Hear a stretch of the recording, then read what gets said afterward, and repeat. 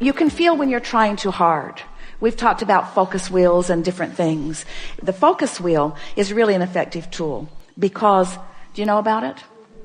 Esther draws it on a piece of paper and she puts two small circles in the center, one that says what she's reaching for, and then at the end she makes a stronger statement of what she feels she's achieved, and then about 12 circles around the edge. So she makes her statement of intent and then says something that doesn't compromise what she's going for. In other words, if you're saying, I'm wanting to be financially abundant, and the reason that you're doing the focus wheel is because you are really trying to focus yourself into more abundance. You've already asked the universe for it, but you're not really feeling it. And so you're doing a focus wheel in order to focus yourself into more abundance. As you say, all the money I want is flowing to me, as that's not something that you believe, then that statement has a backfiring. Now you're practicing the wrong end of the stick. You're saying something you don't mean, and the universe is hearing what you mean. And so if you keep affirming under those conditions, you will reinforce how not enough money you feel. Does that make sense to you? Oh, Abraham, this is hard. I'm just trying. So that's when we say start with something general.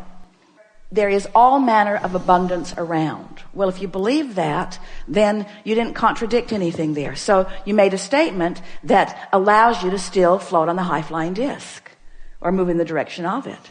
Abundance comes in lots of forms. We have abundance of sunshine. We have abundance of water. We have abundance. And don't say things you don't mean. If it's been cloudy for a month, don't say that. If you're in a drought, don't say that either.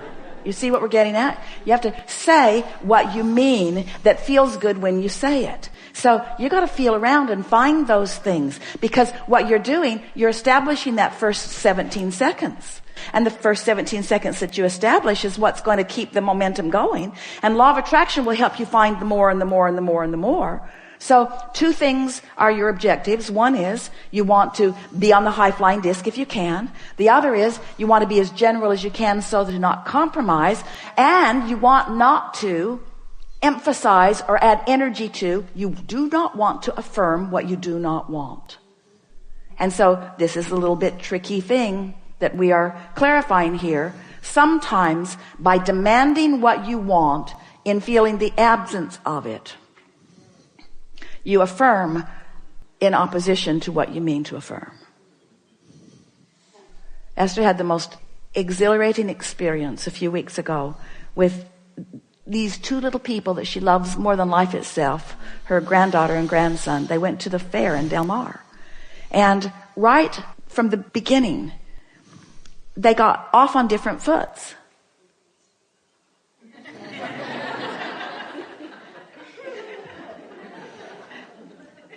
Kate was blissed out, Luke not so much.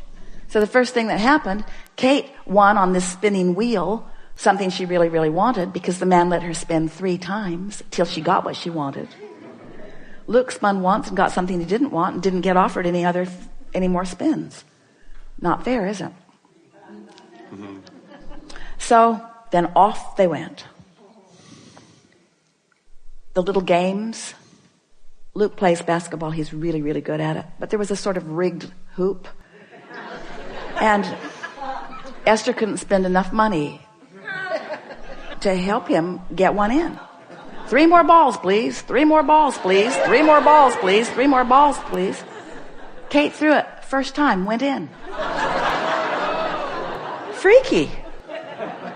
She won a great big Pegasus. So beautiful, pink and white. So as the day progressed, it was like that. Just more of the same. Kate won so many things that they had to make a trip to the car. They couldn't carry them all. And Luke said, it's like they don't want me to win. And Esther just observed. She wanted him to change his mood. She so wanted him to feel different than he did. She just wanted to shake him into happiness.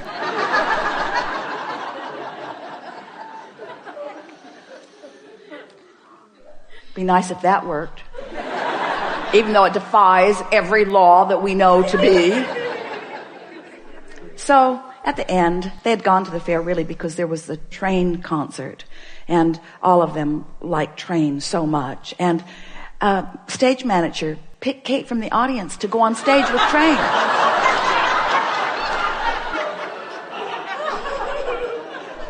Incredible. Incredible. And as Esther looked, happy, not happy, happier, less happy, happy, happy, happier, unhappier, unhappier, unhappier, unhappier. It was the most remarkable experience. And nothing could be done. That's not the time to have the teaching moment, is it? Not with anybody else, and not with you either.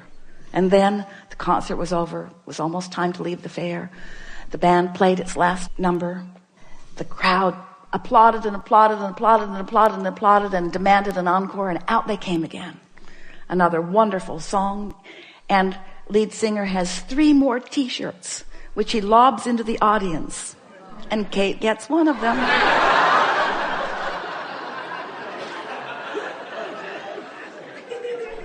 And so, as Esther watched this, because sometimes Kate is Luke, and sometimes Luke is Kate, and sometimes Esther is Kate, and sometimes Esther is Luke. In other words, we do not want Luke to seem synonymous with being out of the vortex, because he isn't out of the vortex. He isn't off his high-flying disc. He just was that day.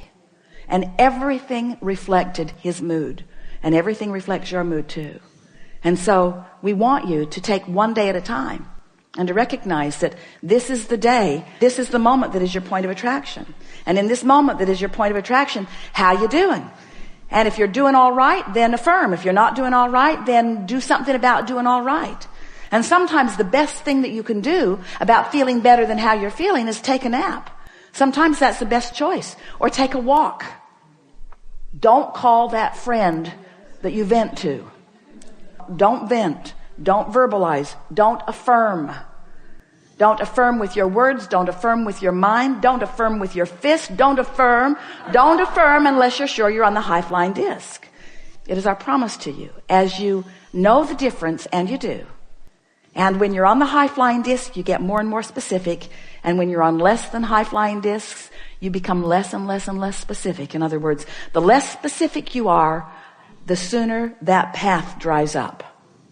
The more, first time, the more specific you are, the more you open the valve, you open the pipe. So, open your pipes generally. When you're sure they're open, then talk more about it, give it more airtime, more examples, remember more things. Have you ever opened a pipe just a little bit and every bad thing that ever happened to you flooded into your mind? You got that pipe wide open, didn't you? And all the stuff that you do not want flows into your experience.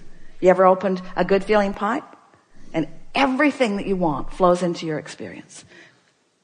It seems like a good time to talk about how things move from vibration into tangible. Yeah. Through the pipe.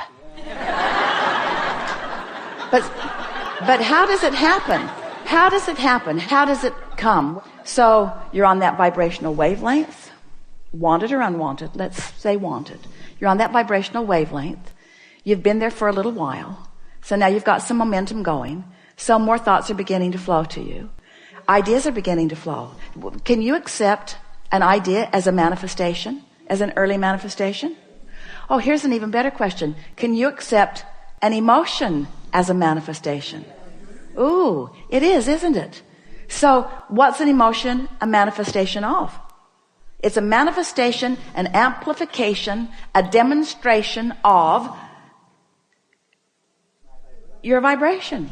Your vibration and what? Your vibration and its relationship to its subject. So the stronger the emotion you feel, not good feeling or good feeling, then the more access you have to ideas and future manifestations. You see how it works? So you want to not think about those things that don't feel good, and you want to think about those things that do feel good. But most of all, you want to know the difference, do you? So can you think about a lot of subjects that you've had, or a lot of conversations that you've had with a lot of people about manifestations as you've been sorting them into wanted and unwanted piles? Can you feel the futility of that? Can you feel how often that you were on a not very high-flying disc and that was the time that you had a teaching moment with someone that you care about? Have you ever got after somebody about something that they didn't just demonstrate more of it to you? It's uncanny. You say, didn't I just tell you that? And they want to say, I don't know what came over me. I just had such a strong impulse to give you more of this thing that I know you do not want. I didn't mean to do it. I was just walking along minding my own business and I felt inspired to annoy you, and I don't know where it came from. I don't know where it came from.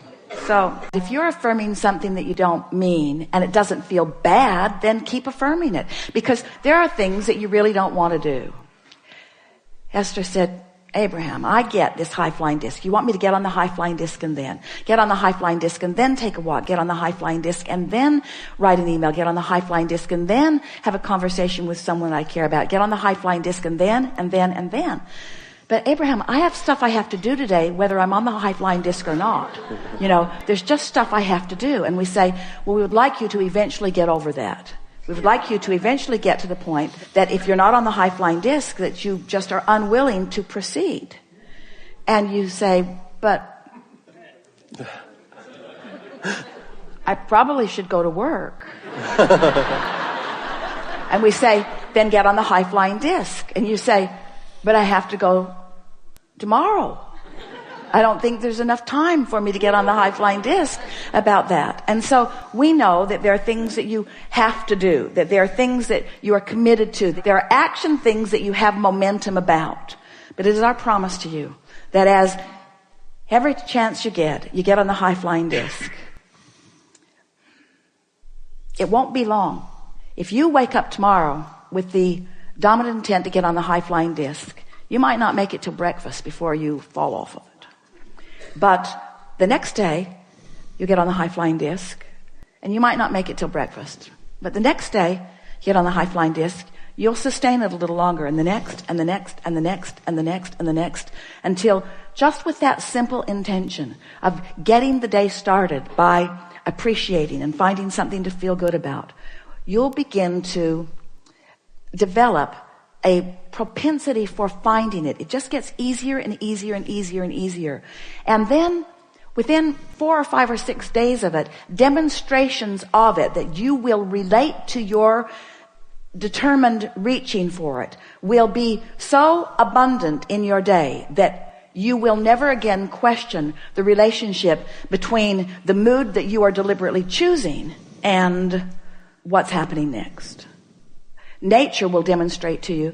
Esther was doing a focus wheel, sitting on her deck, and she was really romping around this focus wheel.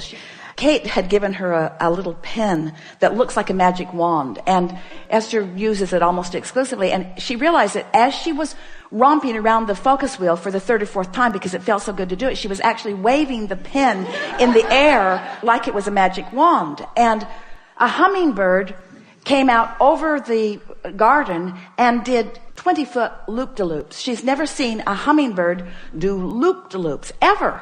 Maybe you have?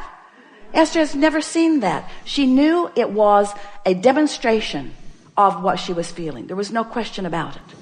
So it's not the kind of demonstration you want if you're looking for $100,000 tomorrow, we know. But through the path of least resistance, the demonstrations will come in the form of strangers first, because you don't have any pipes about strangers. Strangers first. First emotion demonstrates. Then ideas demonstrate. Then nature demonstrates. Then strangers demonstrate. Then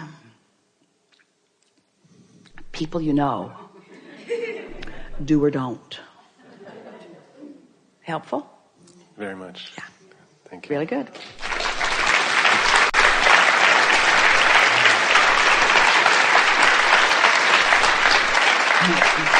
We're going to take a segment of refreshment, but we just want to recap something here.